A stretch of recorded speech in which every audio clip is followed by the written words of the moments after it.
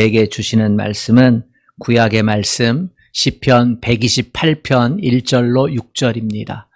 구약 성경 899쪽입니다.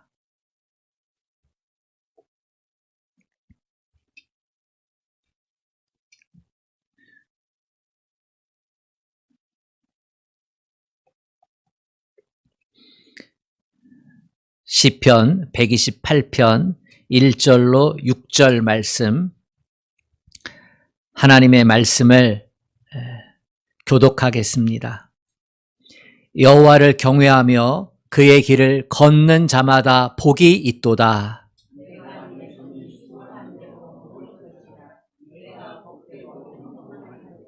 네 집 안방에 있는 뇌 안에는 결실한 포도나무 같으며 뇌 식탁에 둘러앉은 자식들은 어린 감람나무 같으리로다. 여호와께서 시온에서 내게 복을 주실지어다. 너는 평생에 예루살렘의 번영을 보며 내 자식의 자식을 볼지어다. 이스라엘에게 평강이 있을지로다. 아멘.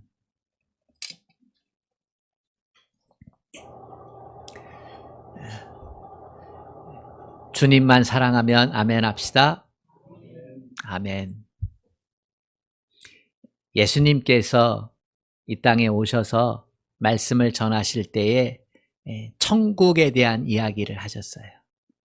천국에 대한 이야기를 하실 때에 비유를 들어서 여러 번 말씀하셨는데, 천국 비유 중에 첫 번째가 무엇이냐면 밭에 감추인 보화를 발견한 농부 비유입니다.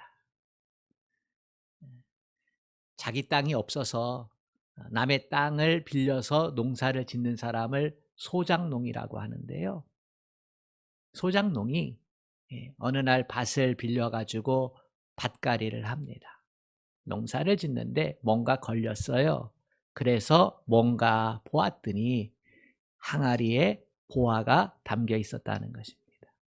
가슴이 얼마나 뛰었겠어요. 이스라엘은 우리나라처럼 전쟁이 많았던 나라거든요. 전쟁 나면 어떻게 해요? 피난 가야 되잖아요. 그런데 금은, 보화, 이런 재물들 어떻게 해요? 가져가기가 힘들잖아요. 강도를 만나 빼앗길 수도 있고 죽을 수도 있고. 그러니까 가장 안전한 방법은 항아리에다가 자기만 아는 곳에 숨겨놓는 거죠. 근데 보통 자기 땅에 숨겨놓는 거예요. 그런데 어떤 이유로 그 항아리가 남아있는 거죠. 주인이 죽었거나 상황이 변해서 알 수 없는 이유로 남겨진 거예요. 유실된 거죠. 어떻게 보면 잊혀진 보물이에요. 그 농부가 농사를 짓다 그걸 발견했을 때 그 당시에 관례적으로는 그 땅 주인이 그 보화의 주인이에요. 그런데 그 주인이 그걸 모르잖아요.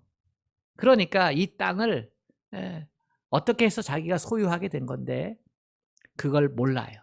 이때 이 소작농이 그 땅을 사서 그 보화를 자기 것으로 삼을 수 있어요. 돈 없잖아요. 그럼 어떻게 해요? 요즘 말로 영끌하는 거예요. 다 파는 거예요. 집도 팔고요. 제가 생각을 해봤는데요. 이불도 팔았을 거예요. 모자라서. 숟가락, 젓가락도 팔았을 거예요. 그래서 영끌해가지고요. 그 밭을 샀어요. 우리 주님께서 천국 비유 말씀하시면서 천국에 대한 구체적인 설명보다 천국을 얻고자 하는 자의 태도를 더 강조해서 말씀하셨어요. 왜냐하면 이스라엘 백성들은 천국 개념이 뚜렷했거든요.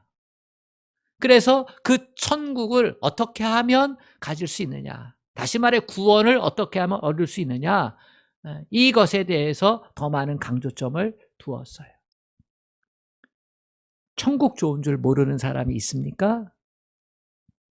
다 알고 있습니다. 특별히 죽을 날이 가까우면 천국이 최고로 중요한 거예요. 그 가치가.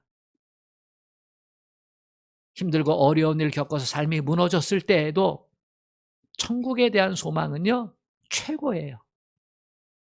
그것 때문에 사는 거예요. 그것 때문에 마음이 평안한 거예요. 믿음이 아니고는 그것을 보장받을 수 없잖아요. 그래서 진실된 믿음은 죽음 앞에 서봐야 아는 거예요. 낙심해 있고 절망해 있던 사람은요, 그래서 천국을 마음속에 품고 있을 때 다시 소망이 새록새록 생겨나는 거예요. 죽음을 맞이하지 않고도 우리가 사는 세상 얼마나 힘들고 어려워요? 그때 이 천국에 대한 소망이 분명한 사람은 이 땅에서도 하나님께서 내게 천국의 삶을 살기를 원하시는구나라는 것을 깨닫고, 그리고 천국에 사는 것처럼 동일한 은혜를 하나님께 구하고 간구하면서 살아가는 거예요. 그러니까 천국의 가치는 죽을 때만이 아니라 살아있을 때도 굉장히 중요한 거예요. 이 은혜가 있기를 축복합니다. 너무나 중요하죠. 그러나 그 가치를 모르면 차지할 수 없게 되는 거예요. 너무나 소중하지만 그 가치를 몰라 소홀히 여기는 것들 중에 하나가 가정입니다. 사람들은 가정이 얼마나 귀한 것인지, 가정이 얼마나 축복된 공동체인지 모르고 살아갑니다. 부모도 잘 몰라요. 자식도 잘 몰라요. 이 사회조차도 가정의 귀함을 잘 몰라요. 그 귀함을 놓치고 살아가고 있습니다. 그래서 가정 때문에 고통당하고 이혼을 할까 말까 생각하고 가족이 주는 행복에 대해서 포기하는 그러한 가정들이 너무나 많습니다. 그런데 여러분 알고 계십니까? 가정은 하나님께서 직접 우리에게 주신 공동체입니다. 가정 그 자체가 축복으로 우리에게 허락해 주셨다는 것입니다. 아멘. 하나님께서 아담을 만드시고 하와 만드시고 하나님이 짝지어 주셔서 축복하신 게 가정이에요. 그러니까 가정은 하나님의 작품입니다. 아멘. 우리가 만든 게 아니라, 내가 결혼해가지고 그렇게 가정이 만들어지는 게 아니라 하나님께서 인간을 창조하시고 애초에 처음부터 가정을 그렇게 만들어 주셨다는 거예요. 그러나 현재 우리가 경험하는 가정생활은 그렇지 못할 때가 많습니다. 마치 전쟁터 같을 때가 많아요. 행복해야 할 가정이 불행하게 된 것은 아담과 하와의 가정을 보면 알 수 있어요. 하나님께서 에덴 동산을 만드시고 그 가운데 아담과 하와를 가정으로 묶어서 살게 하셨거든요. 완벽한 조건이에요. 에덴 동산이 두 사람이 행복하게 살 수 있는 완벽한 조건. 거기서 하나님께서 하신 말씀은 딱 한 가지예요. 잘 살아. 사랑하며 잘 살아. 이거였어요. 그러면서 한 가지만 지키면 된다. 선악과 명령을 하셨어요. 동산 중앙에 있는 선악과 그 열매를 따먹지 마라. 선악과 명령을 하신 거예요. 그것만 지키면 돼.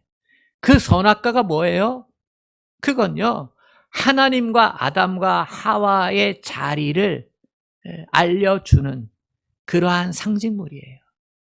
하나님은 창조주시고 아담과 하와는 피조물. 하나님의 통치 아래서 사는 것이 가장 행복하다라고 하는 것을 보게 하는 그 상징물이었어요. 그런데 아담과 하와가 사탄 마귀에게 꾀임에 유혹에 넘어가서 그 선악과 명령을 어기게 되잖아요. 그 선악과를 따먹었다는 것은 하나님의 통치를 거절하겠다는 거예요. 하나님의 은혜에 떠나서 살 수 있다라고 하는 거예요. 그래서 그 불순종이 죄를 가져오게 되고 아담의 가정에도 불행이 찾아왔다 하는 겁니다. 그러나 이 불행이 예수님 안에서 청산된 줄로 믿습니다. 예수님께서 우리에게 주신 구원은 우리의 영혼만 구원시킨 게 아니라 깨어졌던 행복, 그 가정의 행복까지도 회복시켜 주신 줄로 믿습니다. 그렇습니다.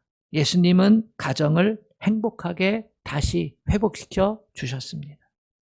우리 가정의 행복은 예수 믿는 우리에게 아주 커다란 축복입니다. 오늘 본문 말씀은 행복한 가정의 모습을 담고 있습니다. 성경에서 행복한 가정의 모습이 무엇일까 찾아보았을 때에 이 시편 128편에서 행복한 가정의 모습을 우리가 가장 정확하게 찾아낼 수 있습니다. 행복한 가정이란 무엇인가 라고 했을 때 이 시편 128편을 우리가 보면 돼요. 여러분들이 어떤 가정이 행복할까 할 때에 이 128편을 자주 읽으세요. 행복한 가정의 모습은 이렇게 그리는 거구나. 이런 모습이구나. 우리가 발견할 수 있습니다. 오늘 말씀 행복한 가정의 모습 2절과 3절, 5절과 6절에 기록되어 있는데요. 우리 2절과 3절 같이 읽어보겠습니다. 시작. 내가 내 손이 수고한 대로 먹을 것이라. 내가 복되고 형통하리로다. 내 집 안방에 있는 내 아내는 결실한 포도나무 같으며 내 식탁에 둘러앉은 자식들은 어린 감람나무 같으리로다. 5절과 6절 시작. 여호와께서 시온에서 내게 복을 주실지어다. 너는 평생에 예루살렘의 번영을 보며 내 자식의 자식을 볼지어다. 이스라엘에게 평강이 있을지로다. 아멘. 자, 보세요. 가정이 얼마나 행복한 모습인지. 2절과 3절을 보면 내 손의 수고대로 먹을 것이라 그랬어요. 일한 대로. 내가 수고하고 애쓴 대로. 힘써 노력하고 씨 뿌린 대로 거둔다는 거예요. 여러분, 가정에는요, 손의 수고로 잡히는 열매가 있어야 됩니다. 아멘. 그 손의 대가가 있어야 돼요. 물질이 있어야 된다는 거예요. 가정생활에 물질이 없으면 되겠어요? 물질이 있어야 된다는 거예요. 물질로 인한 고통이 얼마나 커요? 근데 수고와 애쓴 손의 대가가 그대로 주어진다 라고 하는 것은요, 행복한 가정의 모습이에요. 수고하고 애쓰고 나서도 그 손의 대가가 사라지는 사람들이 얼마나 많아요. 그지요? 일하고도 못 받았어. 일하고도 사기를 당해서 일하고도 그 손의 대가가 없어가지고 가난해요. 자기가 일한 만큼 열매를 얻는 것, 그 복이 있다는 거예요. 그 다음에 내가 복되고 형통하리로다 그랬어요. 존재 자체가 복이라는 거예요. 저는 이게 너무나 좋은 말씀이에요. 내가 복되고 형통하리로다. 내 존재 자체가 복이에요. 그래서 내가 하는 일마다 형통해요. 여러분, 이러한 복이 있기를 축복합니다. 이게 얼마나 귀해요. 그리고 아내는 결실한 포도나무 같다. 이스라엘에 있어서 가장 귀한 나무는요, 포도나무예요. 포도는요, 열매를 맺으면 그것이 가장 귀한 양식이 되는 거예요. 이것을 팔아서 더 많은 것들을 얻을 수도 있고요. 포도는요, 에너지원이잖아요. 그죠? 우리도 아픈 병자들 포도당 주잖아요. 아주 몸에 에너지가 넘치게 만드는 게 포도예요. 그리고 포도는 술을 만들잖아요. 그거 먹으면 어때요? 웃잖아요. 기분이 좋아지잖아요. 그러니까 아내가 그 가정의 먹거리가 되어지고 그리고 기쁨이 된다는 거예요. 그런 역할을 하는 아내가 있으면 그 가정은 행복하다는 거예요. 그리고 가정이 행복하려면 자식들이 잘 돼야겠죠? 내 상에 둘러앉은 자식은 어린 감람나무 같다. 감람나무는 올리브 나무예요. 이것은 미래가 보장되어 있는 모습이죠. 자식이요, 미래가 보장되어 있으면 얼마나 행복한 가정이에요. 그지요? 가족이 자식이 어떻게 될까 잘못될까 이렇게 두려워하면 얼마나 힘들어요. 근데 자식이요 미래가 보장되어 있어요. 이러한 가정이 행복한 가정이겠지요. 그리고 5절을 6절을 보면요. 어떻게 말씀하고 있어요? 여호와께서 시온에서 내게 복을 주실지어다. 시온은 성전이 있잖아요. 이 말씀은요. 예배하는 자에게, 성전에서 예배하는 자에게 보장된 복이 있다는 거예요. 예배자에게 보장된 축복이 있다. 얼마나 좋아요? 생각만 해도 좋지요. 그런데 실제로 그렇게 주시겠다는 거예요. 아멘. 아멘. 여기서 우리는 반문할 수 있어요. 하나님 믿었는데, 예수님 믿었는데, 그런데 우리 가정은 왜 불행할까? 우리 가정은 왜 생각한 만큼 행복하지 않을까? 하나님께서 실수로 우리 가정만 복 주시는 것을 빼놓았을까? 아니죠. 하나님께서 축복하신 가정의 약속은 모두에게 다 동일합니다. 하나님을 믿는 자에게, 예수님을 믿는 자에게 복된 가정은 얼마나 언제나 다 약속되어 있는 축복이에요. 그러면 왜 우리가 행복한 가정 생활을 하지 못할까? 그것은 축복을 받았는데 그 축복받은 모습대로 살지 못했기 때문이에요. 내가 살지 못했기 때문이에요. 오늘 하나님께서 본문 1절과 4절에서 분명히 말씀하고 있는 것이 있습니다. 우리 1절 같이 읽어보겠습니다. 시작. 여호와를 경외하며 그의 길을 걷는 자마다 복이 있도다. 4절.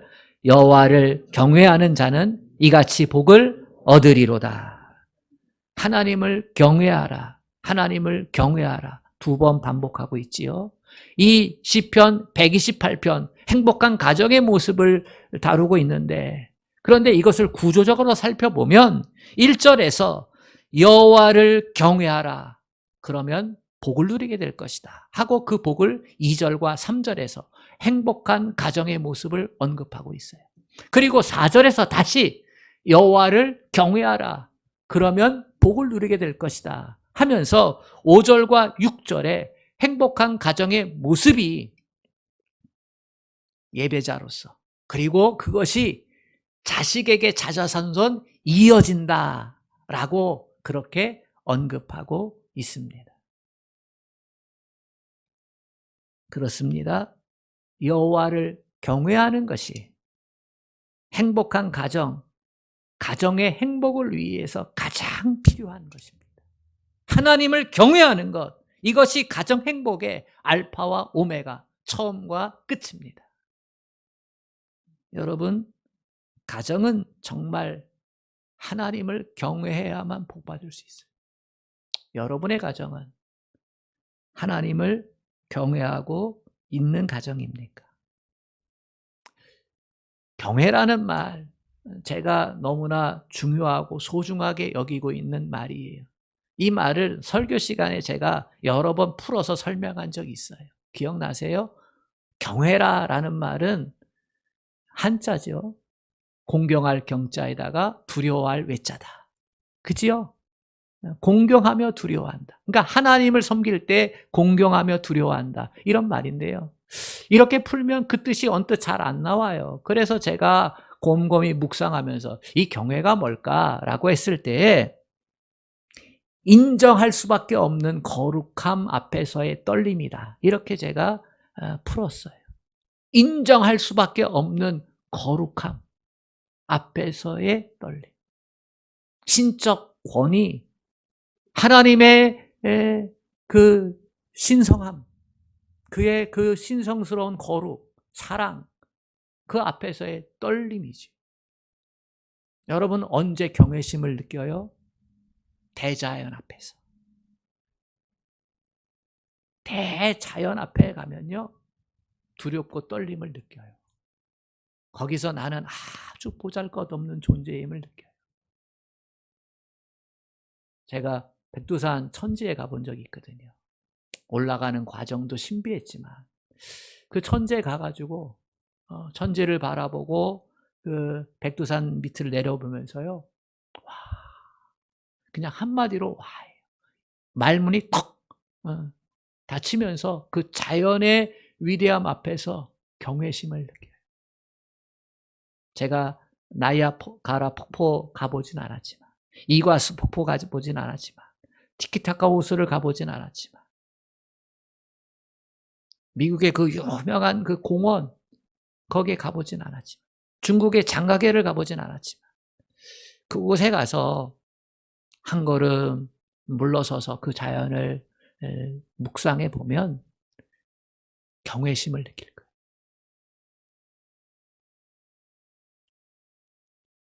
휘몰아치는 그 태풍 앞에서 인간의 모든 것들이 별 수 없구나라고 하는 것을 경험할 때의 그 경외심. 뿐만 아니라 생명 앞에서 경외심을 갖습니다. 생명의 신비. 교회에 귀한 나무가 선물되었었는데요. 그게 겨울에 얼어 죽었어요. 그래서 나뭇잎이 다 툭툭 떨어졌어. 그래가지고 그거에 너무나 귀한 나무인데 아까워가지고요. 그 나무를 버릴 수가 없었어요. 그랬더니 봄이 되고 그 죽었던 나무에서 새싹이 돌아나는 거예요. 와, 죽었는데 살아나. 이게 생명의 신비예요. 지금 우리 교회 화장실 앞에 있는 그 나무 하나 있잖아요. 그것도요. 지난 가을부터 나뭇잎이요 병들었어요. 사다가 이 주사 약도 넣었는데도 그게 안 고쳐졌어요. 시름시름 떨어지더니 겨울 돼 가지고요 다 떨어졌어요. 다 죽은 것처럼. 저걸 버려야 되나 그래서 버리라고 잔소리를 들었는데요. 저것도 뭐 혹시 살아날까 싶어가지고 그냥 놔뒀는데요. 잎이 나더라고요. 잎이. 났어요. 풍성이 나진 않았지만. 생명의 신비 앞에서 경외심을 가져요. 그러나 이와 비교할 수 없는 경외심이 있어요. 하나님 앞에 서보면 알아요.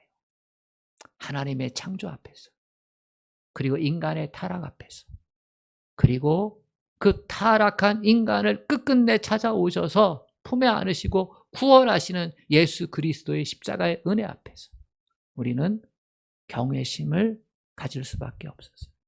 마음의 옷깃을 여미는 거예요. 우리는 하나님을 믿어도요, 하나님이 싫어질 때가 있어요. 시험에 들고, 그리고 하나님께 실망하고, 그래서 하나님을 떠나갈 때가 있어요. 우리는 본성적으로 그래요. 은혜에서 떠나면요, 하나님을 떠난다니까. 안 그럴 것 같은데, 신기하게 그래요. 희한해요. 떠나가.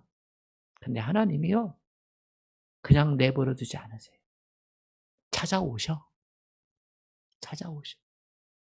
탕자가 돌아오기를 기다리기도 하시지만, 그러나 우리에 있는 9마리의 양을 놔두고 한 마리를 찾아서 떠나는 그 목자의 심정으로 하나님은 찾아가셔요. 찾아가셔가지고 도망가는데 계속 찾아가셔.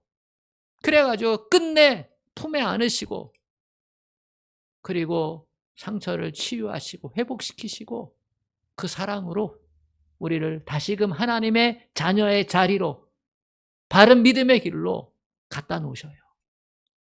어떤 신학자는요, 우리가 도망가는데 싫다 하는데도 끝끝내 찾아오셔서 우리를 끌어안으시는 그 하나님의 모습을 사냥개로 비유했어요. 사냥개는요, 그 하나 먹이를 쫓아서요, 아주 끈질기거든요. 포기하지 않아요. 그 최고의 사냥개거든요. 죄송하지만 하나님의 모습이 그렇다.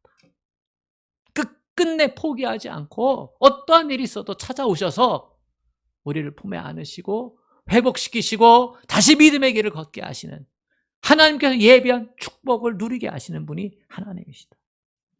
이 구원의 역사 앞에서 우리는 경외심을 갖지 않을 수가 없습니다. 경외라는 것은요, 하나님을 우리의 구원자, 우리의 왕으로 받아들이고 인정하는 행위입니다. 아멘. 그러니까 하나님을 경외하는 것은, 이것은 믿음을 가진 사람에게서 가장 중요하고 마땅히 해야 할 모습이에요. 어느 가정에나 왕이 있습니다. 여러분의 가정의 왕은 누구입니까? 아버지입니까? 어머니입니까? 아니면 자식입니까? 아니면 돈입니까? 이도 아니면 순서가 잘못되었나요? 첫째가 돈이고, 둘째가 자식이고, 셋째가 강아지고, 넷째가 남편이고, 다섯 번째가 아내고, 네, 마지막이 남편이고.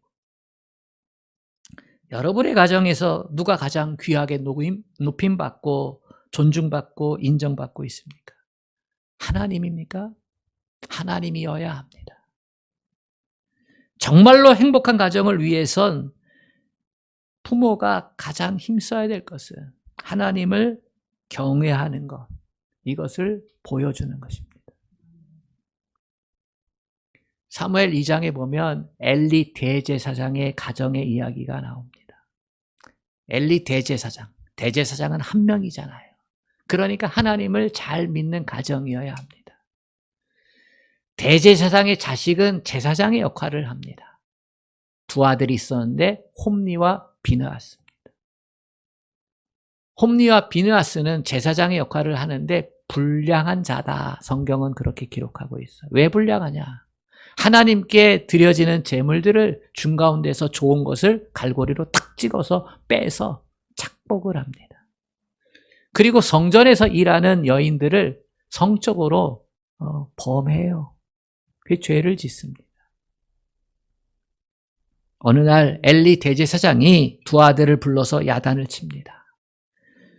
사무엘상 2장 23절에 보면 그들에게 이르되 너희가 어찌하여 이런 일을 하느냐? 내가 너희의 악행을 이 모든 백성에게서 듣노라. 내 아들아 그리 말라. 내게 들리는 소문이 좋지 아니하니라. 엘리 대제사장이 두 아들을 책망을 하는데 했던 말이 뭡니까? 너희의 악행이 내 귀에 들리는구나. 그러니까 그 악행을 멈추어라. 이렇게 책망을 해요.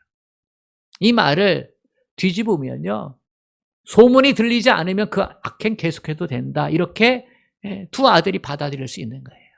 그러니까 책망을 하려면 어떻게 책망해야 했어요? 하나님 앞에서 예배 드릴 때 너희가 잘못한 거, 그거 정말 잘못한 거야. 사람 앞에서 여인을 범한 거, 그거 너 잘못한 거야. 이렇게 잘못을 팩트로 꾸중하고 야단쳤어야 됐어요. 근데 그렇게 하지 않은 거예요. 이에 대해서 하나님은 어떻게 말씀하시냐면 사무엘상 2장 29절에서 너희는 어찌하여 내 아들들을 나보다 더 귀중하게 여기느냐, 이렇게 책망하세요. 여러분, 하나님보다 아들들을 더 귀중히 여긴 이 엘리 가문이 그래서 멸망한 거예요. 아들들도 죽고요, 엘리 제사장도 그 소식을 듣고 흔들 의자에서 그만 떨어져 목이 부러져 죽습니다. 예수 믿고 교회에 다니는 것 축복이지요. 그런데 실제로 신경 쓰는 것이 하나님이 아니라 사람들의 말이라면, 하나님의 시선이 아니라 사람들의 시선이라면, 그러면 그 가정은 복받을 생각을 하지 말아야 합니다. 이건 두렵고 떨리는 메시지예요. 하나님을 경외하는 것을 하나님은 믿음이라 하셨어요. 믿음의 조상 아브라함, 내 사랑하는 독자 이삭을 내게 번제로 드려라 하였을 때 아브라함 주저없이 아들을 번제로 드리기 위해서 모리아 산으로 가잖아요. 제단에 나뭇가지를 쌓고, 그리고 번제할 양이 어디 있나이까 할 때 얼마나 속이 아팠겠어요. 그럴 때 아브라함은 얘기하는 거예요. 하나님이 너를 번제로 받으시기를 원하시는구나. 이삭이 순종했잖아요. 왜? 알았어요. 자기의 생명은 부모가 준 게 아니라 하나님이 주셨다는 것을. 그래서 순종하는 거예요. 아브라함도 제물이 되어서 위에 올라간 아들을 제물로 드리려고 순종했어요. 왜? 하나님이 아니곤 주신 생명이라는 걸 아니까. 하나님이 생명의 주권자임을 인정한 거죠. 그 하나님의 거룩하심, 그 하나님의 전능하심 앞에서 하나님의 하나님 되심을, 이 생명까지도 요구하신 하나님을 인정해 드리는 거예요. 그 아브라함이 칼을 들어 제물로 삼으려고 할 때 하나님이 급하게 말리시잖아요. 뭐라고 말리시냐면 사자가 이르되 그 아이에게 내 손을 대지 말라. 그에게 아무 일도 하지 말라. 내가 내 아들 독자라도 내게 아끼지 아니하였으니 내가 이제야 내가 하나님을 경외하는 줄 아노라. 아멘. 그 상황 가운데서도 하나님의 하나님 되심을 경외했다는 거예요. 인정해 드렸다는 거예요. 여러분, 가정의 축복은 하나님을 경외하는 가정에게 임하는 줄로 믿습니다. 하나님을 경외한다는 말은 거룩한 두려움과 떨림 아래 하나님만이 내 가정의 유일한 통치자, 하나님만이 내 가정의 유일한 주권자, 왕 되심을 선언하는 거예요. 여러분, 우리는 정신을 똑바로 차려야만 합니다. 고린도전서 2장 12절에 우리가 세상의 영을 받지 아니하고 오직 하나님께로부터 온 영을 받았다 했습니다. 믿음의 사람은 세상의 영이 아닌 성령을 받은 자입니다. 아멘. 사람마다 중심의 영은 성령이냐 세상의 영이냐 둘 중에 하나예요. 성령은 예수의 영이고 세상의 영은 사탄 마귀의 영이지요. 가정에서도 마찬가지입니다. 우리 개인뿐만 아니라 가정도 동일하다는 거예요. 마귀는 행복했던 가정을 불행하게 만든 존재입니다. 그 마귀는 지금도 모든 가정을 불행에 빠뜨리려고 발버둥치고 있습니다. 마귀가 가정에 역사하지 않게 하려면 어떻게 해야 합니까? 하나님의 통치를 받아들이는 거예요. 하나님이 우리 가정의 왕 되심을 받아들이는 거예요. 이게 굉장히 중요합니다. 하나님을 왕으로 모시지 못한 가정은 불행히도 마귀가 찾아갑니다. 갈라디아서 5장을 보면 성령의 역사와 육체의 소욕이 만드는 악한 영의 역사의 결과물이 나타납니다. 성령의 역사는 성령의 열매를 맺게 합니다. 사랑과 희락과 화평과 오래 참음과 인내와 자비와 양선과 충성과 온유와 절제. 이것이 예수를 믿는 우리 개인의 인격의 성품에서도 열매로 맺혀지지만 가정에서도 동일하게 열매로 맺어져야 합니다. 아멘. 하나님의 경외하는 가정에게는 성령의 열매가 있는 거예요. 그러나 악한 영이 역사하는 가정은 다릅니다. 갈라디아서 5장 19절로 21절에 보면 15가지의 모습이 나와요. 하나님을 경외하지 않는 가정에 어떤 열매가 맺히는가? 음행과 더러운 것과 호색, 음란과 관계된 것이죠. 우상 숭배와 주술, 점치고 부적 붙이는 일, 원수 맺는 것. 이거는 우상 숭배에 관한 일이죠. 분쟁과 시기와 분냄과 당짓는 것, 왕따시키는 것. 불리함, 이단, 투기, 술 취함과 방탕. 이런 것들이 열매로 맺혀진다는 거예요. 삶에서 드러나고 나타난 열매를 보고 성령의 역사를 하는지 아니면 악한 영의 역사를 하는지 우리가 분별할 수 있어야만 합니다. 아멘.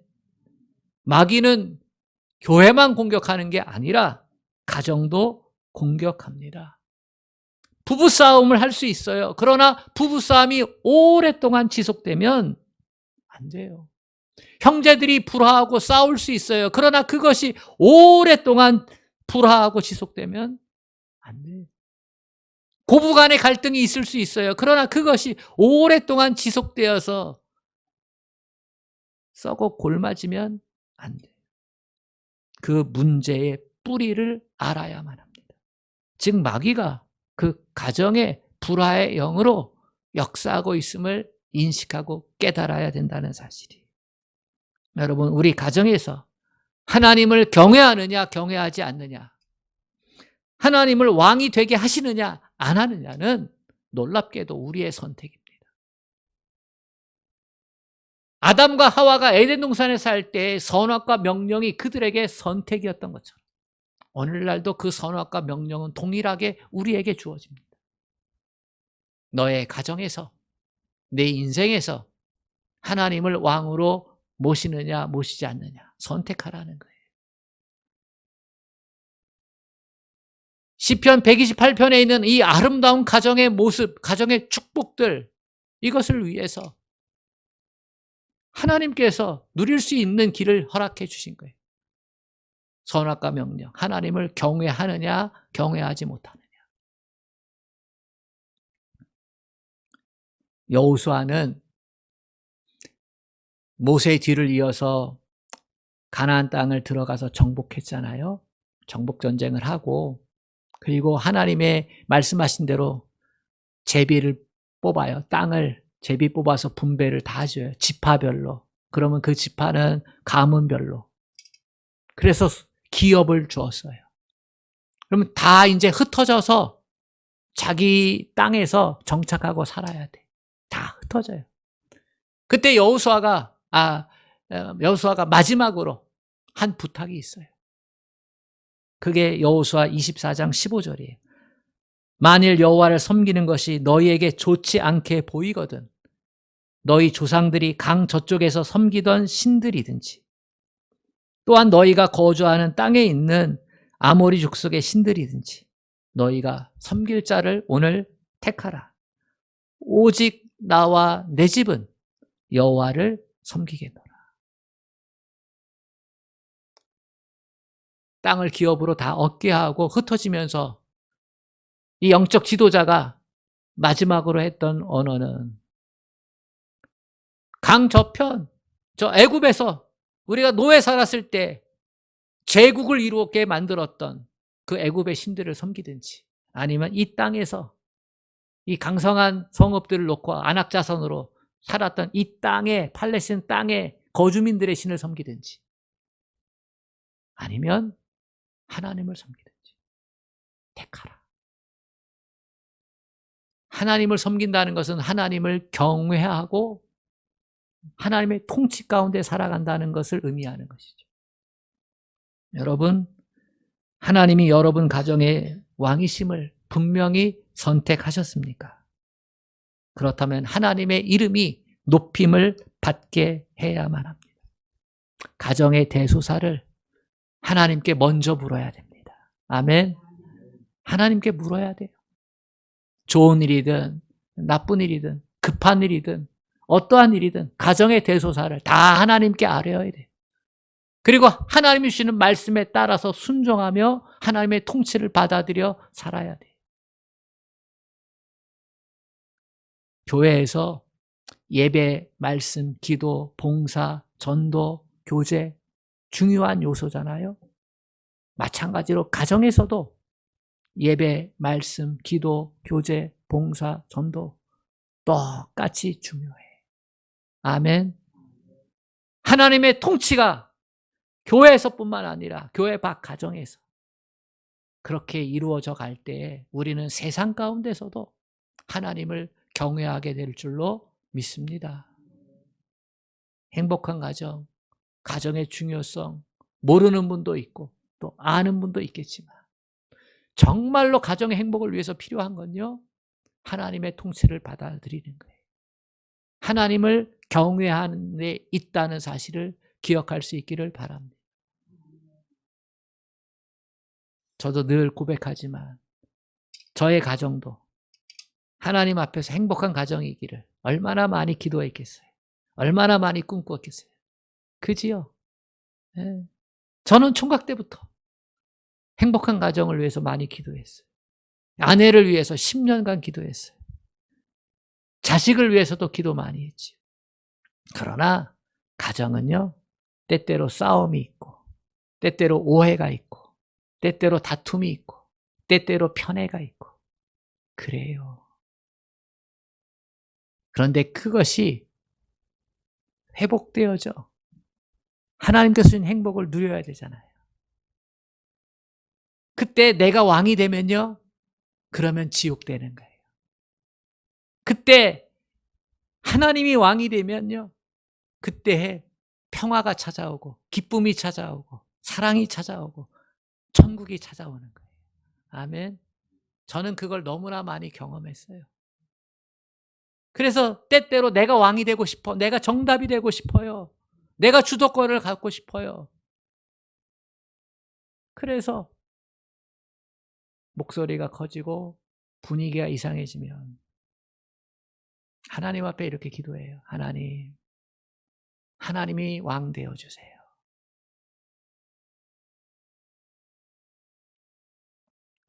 믿음 없는 말, 원망, 탄식이 올 때도 하나님이 왕 되어주세요. 그러면 다시금 회복되어지는 것을 누리게 되어집니다. 요즘 제가 갱년기가 지나가거든요. 그럼 욱하는 게 많아지고 감정이 많이 민감해지고 그렇잖아요. 그때마다 더 하나님 찾아오셔서 내가 정답이 아니고 내가 주인이 아니고 하나님이 왕이 되어주세요. 그렇게 고백할 때가 많습니다. 그때마다 가정의 행복이 지켜지고 그리고 가정의 웃음이 많아지는 것. 그걸 경험하게 됩니다. 이것이 예수님 안에서 가정의 행복을 누리게 되는 비결임을 여러분도 기억하시고 깨달으시고 누리게 될 수 있기를 주님의 이름으로 축복합니다. 아멘. 자비하신 하나님 아버지, 우리가 아무리 많이 배운들 그 지식이 정답일 수 있겠습니까? 우리가 아무리 많은 경험을 얻었던들 그 경험이 모두에게 정답일 수 있겠습니까? 하나님, 우리가 아무리 많이 돈을 많이 벌고 아무리 출세를 했어도 그것이 우리 가정에 참된 행복을 가져다 줄 수 있겠습니까? 가정을 창조하신 하나님, 그 하나님이 통치자가 될 때, 그 하나님을 경외함으로 왕으로 모실 때 우리 가정은 행복하게 될 줄로 믿습니다. 오늘 말씀을 받아든 사랑하는 성도들이 아버지여, 저를 비롯해서 모두 다 하나님을 경외하여서 가정을 행복하게 세워갈 수 있는 이 축복을 반드시 누릴 수 있도록 은혜 허락하여 주시옵소서. 예수님의 이름으로 기도합니다. 아멘.